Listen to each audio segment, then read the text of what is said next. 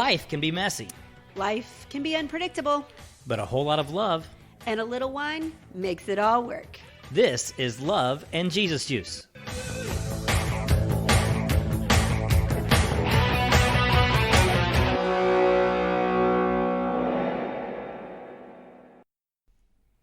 Hey, Paula. Hey, Kirby, What are we drinking? we are drinking a Treminette from Owen Valley Winery because, We went to another winery. woo, I In know. person, live, walked So up, fun. had so a glass. fun. Yes. This is in Spencer, Indiana. Yes. This winery was so cute, so quaint, and they didn't have everything up and running. They obviously, Right. with COVID, they, not everything was up and running, but it was super fun because we got to meet, and I'm so sorry when you listen to this, because I'm sure you will, Cody or Connor, I'm sure. It was either Cody or Connor. He was a great, nice guy. He was so friendly, and he loves wine. So proud of what their family has done. He's the third generation of this winery. Mm-hmm.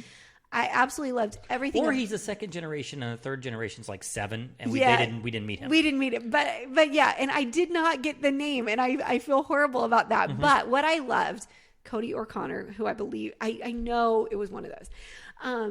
He loves what their family is about. He's super proud of their winery, and just like even was really encouraging about the other wineries that were around, which I thought was really cool. Yeah, that was what was really neat, because he was obviously not the one who started the winery. Yeah. And he said it wasn't really what he wanted to do, but as he got into it, he got more excited about it and had started to notice that at other wineries, they're looking at second generation Yeah. winemakers now.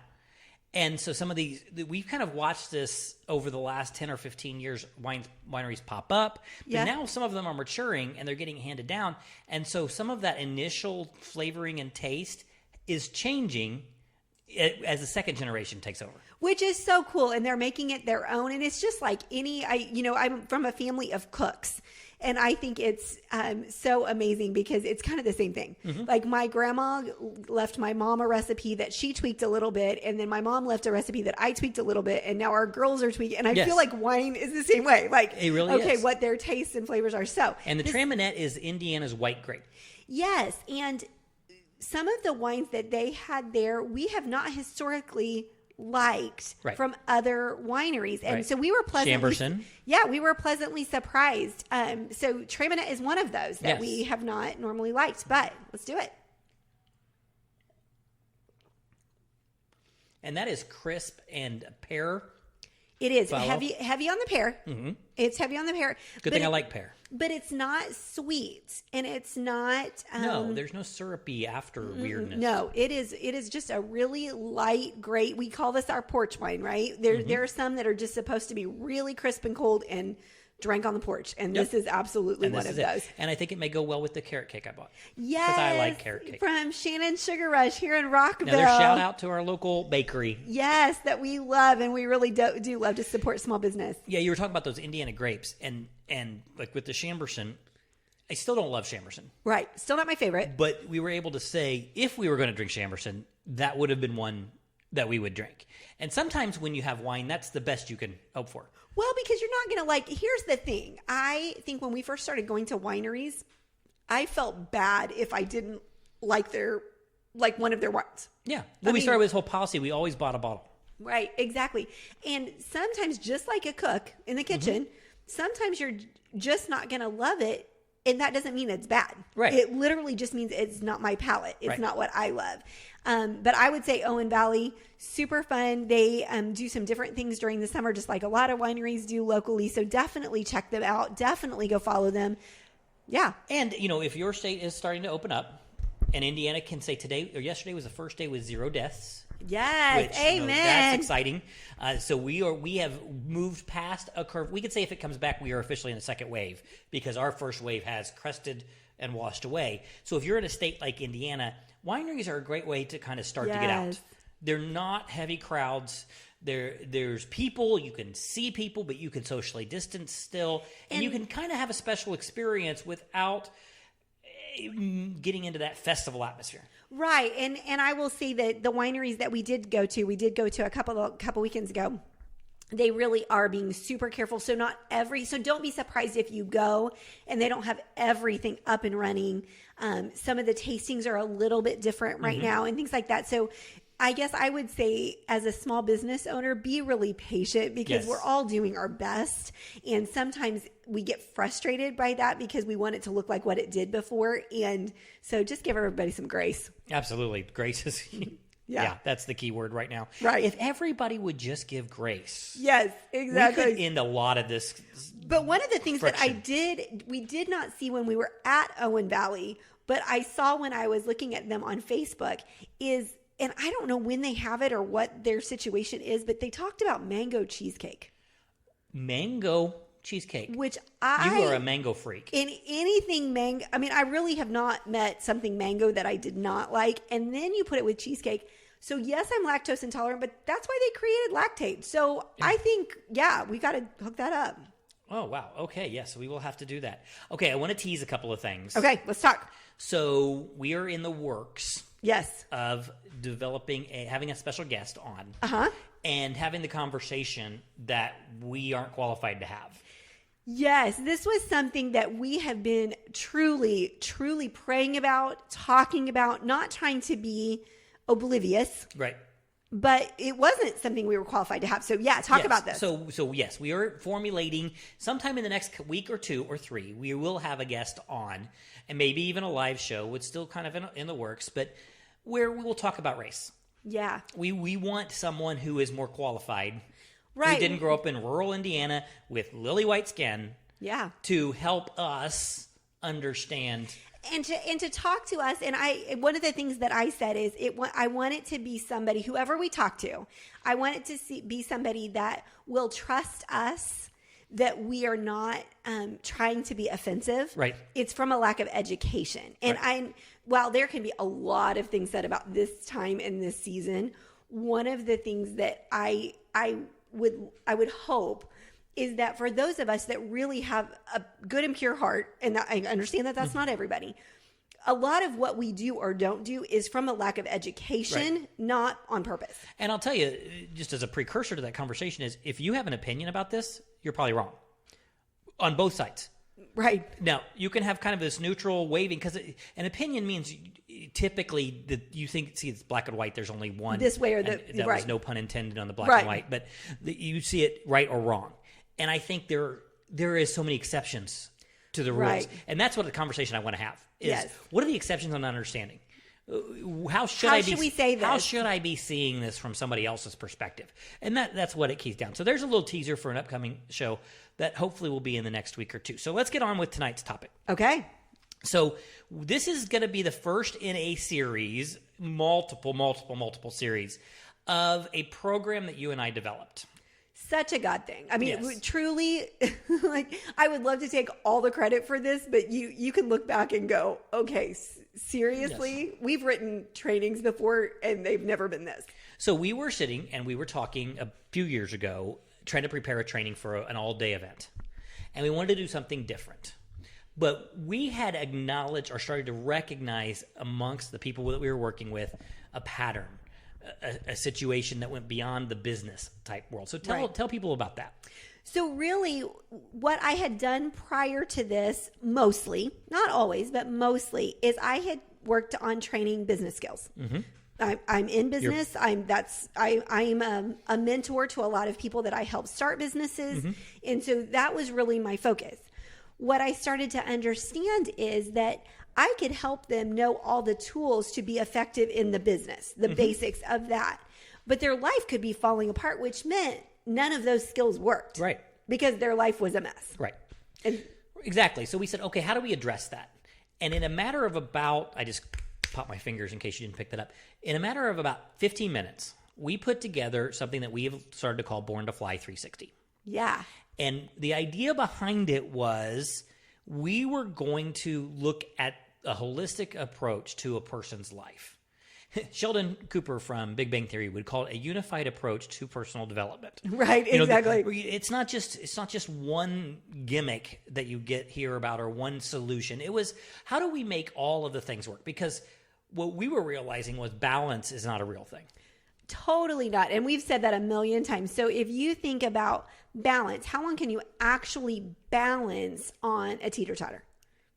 I mean, if you can get to that place, it has to be exactly the right people, exactly the right situation. And if anything happens to it, it flips. Exactly. Right? And so we started talking about harmony. And harmony takes more than just, okay, I've got my personal life and my business life, and I'm going to try to equal them out. There's so many more pieces. Exactly. Harmony is all the things that are important to us. Yeah. So we started with this idea of what's our whole life look like, and then how do we make those work? So we've got 6 life regions that kind of represent those, and we're going to take some time over future episodes and address how you focus on each region. Because what I love about this concept and why I feel like it's gotten so much traction with my people and why we still several years later are talking about it and training on it, and we literally use it every week in my training. My people, if you talk to them about this, my organization is large, and if you talk to my people about this, they'll be like, yes, absolutely, this is the areas that I work on, this is why, and this is why I chose them. And so it is really, I always say, if you could create your best life, which I truly believe that God wants us to have, not from a selfish place, not from an all altruistic place, but just I believe He wants us to have our best life, and these are pieces of it. Right. So the first one is, of course, professional. Right. Professional that was an achievement, obvious one. Obviously, you've got to pay your bills. Yeah. And when we talk about professional, we talk about, if you have a job, that's what it is. If you have a business you're doing, that's what it is. If you don't have that, it's the role you might play as a volunteer. Right. So professional is your outside your family engagement area. Yeah, it's really a defined, undefined thing. Yeah, right. It's what it is to you. Then there is spiritual development. Yeah. So we really feel like that is a piece of everyone that we know is successful. They have a spiritual side. Now, that can look different, so that we don't put any qualifiers on what that looks like specifically. Right. I think with the people that I most interact with, I can tell you what that looks like, but that's not real. That's not what it is. Right. It can be faith-centric. It can be just meditation. It can be But anything. it's something that is filling that... Centering that energy source that you get that doesn't make sense. Yes. There's no logic to it, but you need this energy. We're big believers you need a source of energy. Yeah. And it comes from that. Then there is relationship health. Yeah, this is a big one, because again, when I was coaching with my people, I would have conversations and they would be all in on their goal, and then they would get in a fight with their husband. Right. Let's just use that example. Or break up with their boyfriend or girlfriend. Yeah. Yes. I mean, it could be anything. Or have a conversation with their sister that didn't go well. And so all of a sudden it was, there are more people in this business than just them. And I think that's where that relationship piece came in. Then there's financial health. Yes. Yes. And we kind of touched on that with our 3 series about financial health. But bottom line is, if the pennies aren't in order, it's hard to get anything else in order. Because you can make all the money your dad said to your mom a long, long time ago that a millionaire will go broke if he spends $1 million in a penny. Absolutely. So you got to have a system for that. Then we've got physical and nutritional. And actually when we wrote this, when we came up with this concept, we were really just figuring that out. Yes. And that was something that we've been really not good at for a long period of time. And our bodies and our energy was showing it. Right. And so we were starting to dig into that. And we discovered that for us, that was our big one. That was the flashing light. This is the one you got to fix first. Right. And because, and most people find that there is, okay, so we can set professional goals, but what is the one thing that's really keeping you from achieving that? And often there's one area, and for us at the age of our kids, and I mean all the different situations, that was it for us. Yeah. And then the final one is recreate and refuel. Yeah, this is my favorite. Yeah, of course it is. Of course it is. But we wanted to acknowledge that there is a place for play.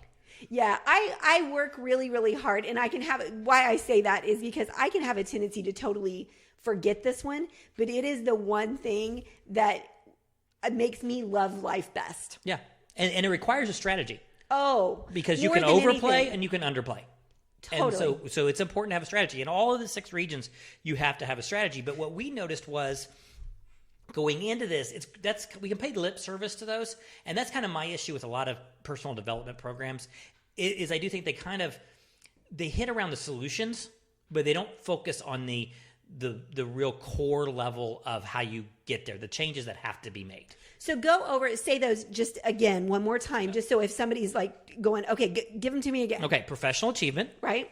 Relationship health, yep, spiritual health, financial health, physical and nutritional, and recreate and refuel. Yeah. Okay, there you go. So those 6 areas. But let's say budgeting for an example. Right. You can sit there and you can learn to budget. You can take Dave Ramsey's Financial Peace University. Who's amazing. Who's amazing, and his information is fabulous. Right. And you can learn the nitty-gritty of that. But if you don't back it up and make the emotional, psychological pivots necessary, it's not going to be successful for you. You know, when you say that, this is the one that always comes to my mind. And I hope it doesn't come across offensive in any way, but somebody who does a crash diet and loses a whole bunch of weight. Right. But then there's no change. Right. It's why diets like that don't work. People talk about it changed their life. No, it changed their month. It didn't change their mindset. It didn't change their mindset. And so to me, that's the most, like you're saying with finances or any of these things, it's about a mindset shift, not just I'm going to go walk a couple days a week. Right. So we established 3 core principles that kind of fuel the change. And this is where this comes into play. Inside the 6 regions. And those 3 core principles are focus, consistency, and discipline. Yes. And so consistency. Yeah. Let's start at the top. Okay. Let's start at the top. Okay. First thing we had to realize was we had to establish a focus point. Right. And it's got to be a focus in a way that allows you to never lose sight of the end game. So using finances again, we can use dieting and finances are some of the easiest ones to do. But you have $20,000 in debt. And so your focus becomes, I want to get out of debt. Right. I need to generate an additional $20,000 in income that is then applied towards debt. Mm-hmm. And so you've got to be very, very clear on different levels of focus. And there is a life focus. How do you want to be remembered? Mm-hmm. Then there are focuses inside, I guess it would be foci, inside of each of the regions. Is that a word? I don't know. Huh. I thought you pluraled all S's with an I. I don't know. It's Latin. It's. You are totally making crap up. I'm making it up as I go. Yeah, because nobody's listening to this. It's just you and I having a conversation. Okay, foci. Foci. Which is not a word, I'm pretty sure. But focuses. Multiple focus points. I just add more words and it works. Yeah. Okay. Go ahead. Sorry. So you have overarching focuses and you have focuses inside of each region, but it's where you want to go. It's the path you want to get to. Right. And even within that, you just said $20,000. I have to make $20,000 more. Sometimes you don't. Sometimes it's, where are you going to find that? Cut. Yeah. Like, where am I going to cut? So there's lots of options within that, but you have to look at your whole life and go, okay, if this is my goal, how am I going to get there? What is most important to me? Right. And we've totally done this. I mean, we do this. This is really a daily conversation, not necessarily with the Born to Fly 360 specifically, but the concepts behind it are a daily conversation. Yeah, this is a filter. This becomes a filter you make decisions through. Yeah. Does this action or lack of action get me closer to my focus point? Right. So that's why we established that. And the issue is much bigger. To announce, I'm in the middle of writing the book that has this entire concept in it. And so as we are developing these and creating action plans and things, the example I use is it's a filter. Somebody comes up to you, out of the blue, best friend from high school or college, and offers you an opportunity. Before you say yes or no, you run that decision through the filter of your focuses. Right. And it has to be that way. And it really does allow you. Lisa Turkhurst is a writer, and she talks about saying no, or if you say yes, is the yes worth the less that something else is going to get? Right. And that's really the focus. That's exactly it. Is that okay? Right. So we have a life focus, which is our personal mission statement, which we talked about in a previous episode. But that's kind of the first focus it goes through. Okay. And so what is that again? We are missionaries. Fighting mediocrity. and converting the complacent. To live a life of excellence. Exactly. So everything starts there. Does this opportunity fit inside that mission statement? So that's our long-range fixed focus. It's the most important one. Then everything below that are like little focuses that help us underneath that umbrella. But they're not flippant focuses. No. And I think when you say little focuses, I think some people maybe, okay, well, I like that. I like this. I like that. Sub-focuses. And we really are not perfect at everything by any form of the imagination. Speak for yourself. Well, okay. But we are intentional. Yeah. We are intentional. Right. Okay. So then consistency comes in. That's the second driving force. And that is creating habits. Yes. Or eliminating habits. But it is the concept of understanding that you're not going to say you want to be out of debt tomorrow and be out of debt tomorrow. Right. You're not going to say you want to be 15 pounds less and be 15 pounds less. You're not going to say you want a promotion and get the promotion. You have to do daily activity to get you closer to your goal. Right. And that can be really overwhelming if you aren't clear on the focus, right? I mean, if you're not really clear on why I'm doing this, I've been talking a lot with my people about if it's just, for example, we keep going to the weight loss one, but if the only goal is the scale, if that is the only thing, that is the only thing that's important to you, you're going to get there and most likely you're going to go right back up. Exactly.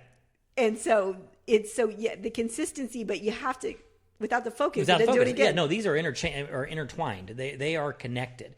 And it's a process of going, all right, I have to make daily steps forward because I can't finish the race all at one time. And for those of us that are, if you know anything about Strengths Finders, which I love, Kirby and I both are activators. Yes. We love to get things started. And so we hear an idea and we run and we go. And so if we hear... That's how we ended up with a podcast. It's how we ended up with a podcast. And we did Spartan races and we've done a lot of things. We went shark diving. But yeah, so that makes you want to jump. Mm-hmm. And it sounds like a good idea. Yep. But for most people, it's like, how fast can we get there? Right. The consistency isn't there, which it means it's not sustainable. And if you're not a structured person, it's about establishing a structure. Yeah. Because structure actually gives you freedom. It took me a long time to understand that. Tough. That's a tough one. Yeah. Because of your lack of a D personality, you have a lot, but it's not one of your highest ones. No, it's not. You are an IS. You really like the fluid. You like the spontaneity. Spontaneity. Very so good. you're just making up words, or you just whatever? It's fine. Go ahead. No, I was using the wrong version of that. Oh, okay. I don't always chase squirrels. Sometimes squirrels chase me. Spontanei? Should we just that would be making up a word. Okay. I have a very high D, and so structure gives me control. And you've always been better about that, almost to a fault. Like just as much as I'm almost to a fault by not doing it, you can be to a fault to create it. But I'm brilliant. If you want a system developed, I am your guy. You're the guy. But I'm not so retentive about it that I'm going to create a system that doesn't have flexibility inside of it. I love systems that have flexibility built in. It's so funny because we're going so many different directions, but with D personalities, they do have flexibility built in, but it's their flexibility. Well, of course. Because nobody else's counts. Nobody else's counts. So go ahead. Sorry, that was... We are the ones that right. Okay, which brings us to the third core principle, which is discipline. Yeah. And discipline sounds a lot like consistency if you kind of just think about the words. But as we apply them here, discipline is about when it gets hard. Discipline is those ugly moments. The dig deeper. Yes. Like, okay, this is gonna take a new level. New level, new devil, right? Like this is new level. It's the first day it's snowing and you have to get up at 5 a.m. and go to the gym. You get up and you drag yourself. Do it anyway. And you do it anyway. It's the consistency is reading your Bible every day and having a daily devotion, and then you forget your Bible on a trip or whatever, and you come back and you have to start again.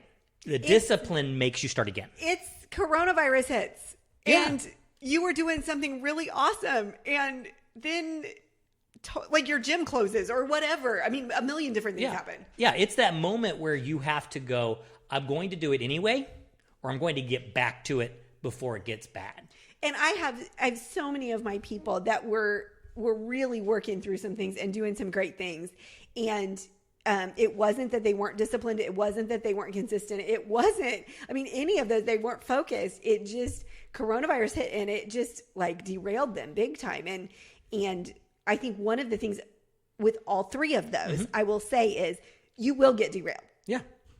I mean, we're saying this like you get it and then you're good. And the reality is you build these principles so that you can come back to them. Right. And it's not chasing the squirrel. Oh, yeah. We see this every day in politics, and I'm not going to talk politics, but we see it in politics, where the crisis that is going on right now is what our politicians need to fix right now. Right. And so a disciplined person says that is following a emotional situation, not necessarily a logical situation. And I'm not talking about right now necessarily, but I am talking about, we see it all the time. I remember when coronavirus was hitting and the massive shutdown was happening. Like things were changing every single hour. Like so fast. So fast. So fast. And there was a point where Indiana was the only state that had not had a shutdown. Okay. Michigan shut down, Ohio shut down, Kentucky shut down, so Illinois the ones shut down. around us. All the ones I remember telling you at the time going, we're going to shut down because at this point it doesn't matter if it's the right decision or the wrong decision. It will the momentum has taken over. Right. A discipline says we're processing that as from a logical standpoint and an information standpoint, not we have to because the neighbors did it. And I say all the time, when emotion is high, logic is low. Exactly. So you've got to build a logic point that you can fall back on when your emotion is high. Right. And to me, that's what the focus, discipline, and consistency, that is the logic place that you fall back to. So even when we've had crisis, which we've absolutely had over these last few years, and have I done all the things well? No. But I had a logic point that I could fall back on when my emotion was high. And that's the beauty of this. The first test run of this entire thing was ourselves. Yeah, for sure. Because we came up with this idea in January of 2017. We presented it. We taught it. Our whole program was based upon these regions and skills that you can develop. I don't know that we fully were understanding the power of the focus, discipline, and consistency part of it. No, I actually think they were the least talked about the first time we trained on this. Yeah, we did the easy stuff on the inside edge. But not 2 months after we first trained on this, we had the diagnosis of your mother's stomach cancer. Yeah. Not 10 months after this, we're getting our daughter out of a bad situation. And so we literally got thrown into this turmoil in our life and constantly had to come back to, okay, what does Born to Fly 360 mean? It means that inside this turmoil, we still are centered on our focus. We still have our goals. We still want to achieve. We still want to be better professionally, grow our business. We still want to be better together as a relationship and enforce that. We want to pay down debt or control debt as much as we possibly could, because inside some of that crisis, it was a matter about controlling debt. It wasn't about paying it down. It was trying to make it not get too much bigger. Right. We had to really work on our physical. I mean, we were doing burpees in a little tiny hallway of our daughter's apartment because that was important for us to have something. We had something, yeah. And, I look back on that now and I think, okay, in that season, were we at our very best in these areas? No. We absolutely weren't. But what do I know? I know that last year, our seminar, our season, our year Fiscal is July. Year. Is July 1 through June 30th. Yep. And so last year, we had our best year ever. Right. It was because even in those seasons when I wasn't my best, I fell back on those and I did what I could in each of them so that when I could run full out, it was already there. The foundation was there and it was ready to grow. I could build a skyscraper on it because I had built the foundation. Yeah, we talk about feeding the monster. Yeah. A lot of people in crisis just forget to feed the monster. Well, or choose not to. Choose not to. I think that's, again, emotion is high, logic is low. I don't need to do any of those things. The monsters didn't get gourmet dinners. No. But they got fed. They got attention. We didn't let them just take over or neglect and wither away. I mean, some days we did. Honestly. But not for the long haul.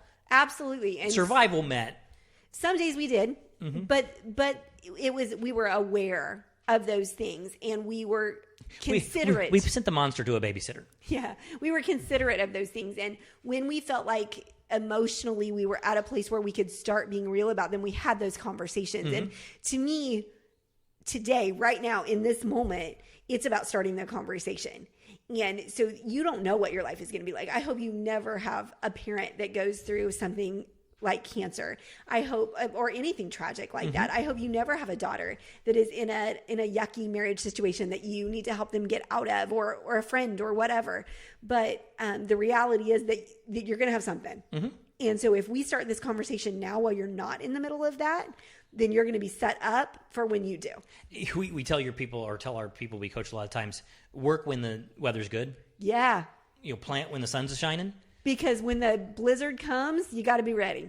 And so that's the preparation that you're doing. And so that's going to be a kind of a recurring theme as we talk through Born to Fly 360 is this is not necessarily about responding to crisis. This is about strengthening. This is about pouring a strong foundation, girding, making sure your house is built on a rock. This is the important stuff. Yeah. So what we're going to do in another episode is we'll start breaking this down a little bit more and figuring that out, what that looks like for you. But I would love to hear from you guys. Like what area did you instantly go, ooh, I like that area, or ooh, I'm really bad at that area, or ooh, I mean, because it seems like everybody has an area that is instantly like, I don't want to do that. And we have a Born to Fly 360 Facebook page that is not fully lots of information on it, but we're slowly leaking stuff out as this book is being written. It's going to be building it more. So if you're a Facebook person and you like to follow stuff, that'd be a good resource to go there and kind of follow along with us. And we'll start to pop some of this stuff up on our Facebook page too. You can find that, of course, on Facebook and Instagram at Love and Jesus Juice. And please go to our website where you check out all kinds of fun stuff.